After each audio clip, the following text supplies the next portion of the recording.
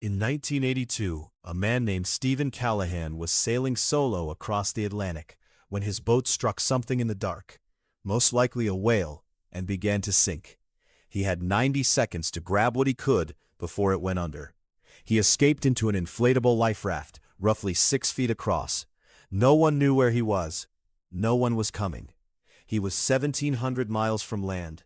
He would stay in that raft for 76 days.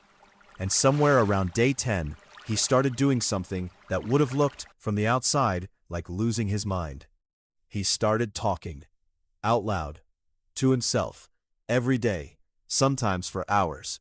If you'd found him on day 30, sunburned, starving, muttering to an empty raft, you'd have assumed the isolation had finally broken him.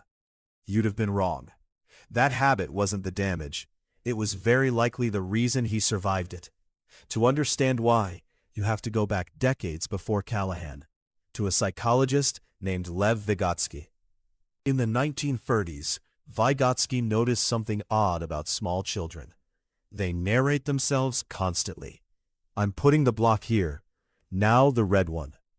Adults assumed this was just noise, something kids grow out of. Vygotsky argued the opposite. It wasn't noise. It was the child's mind, thinking out loud, because it hadn't learned to think silently yet. And here's the part that took another 50 years to prove. That habit never actually disappears. It just goes quiet, into what we call inner speech. That voice narrating your day inside your head right now, that's the same mechanism. It didn't vanish, it just moved indoors. Which means talking to yourself isn't a backup system for when things go wrong. It's the original operating system, running the whole time, usually silently. So what happens when a person gets pushed to the absolute edge? Starving, dehydrated, terrified, utterly alone.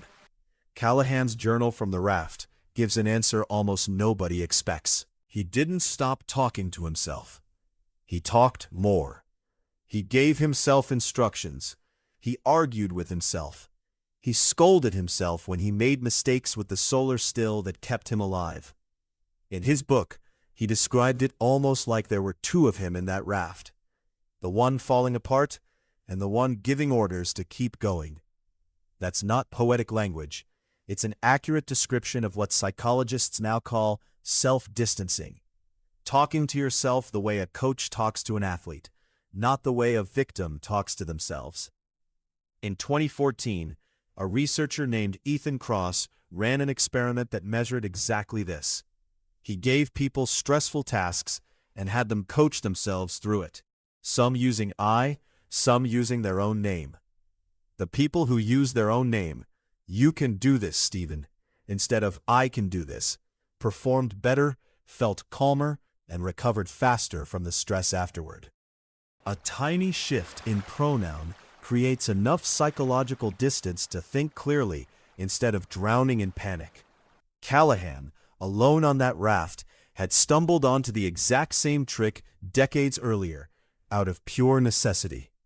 He wasn't losing his grip on reality. He was building a second voice specifically to keep hold of it. On day 76, fishermen off the coast of Guadeloupe spotted his raft.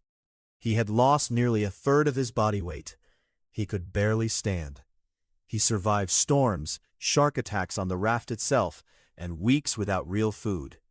But by his own account, the voice in his head was the tool he reached for more than any other. Which raises an uncomfortable question.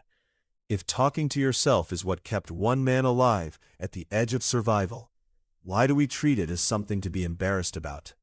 You already do this, every day, silently. The only difference between you and Callahan is that his situation forced the volume up loud enough to notice. So the next time you catch yourself narrating a hard moment out loud, giving yourself instructions, using your own name, coaching yourself through something difficult, that's not your mind slipping. That's the same mechanism that got a man through 76 days alone in the Atlantic, quietly doing its job for you too.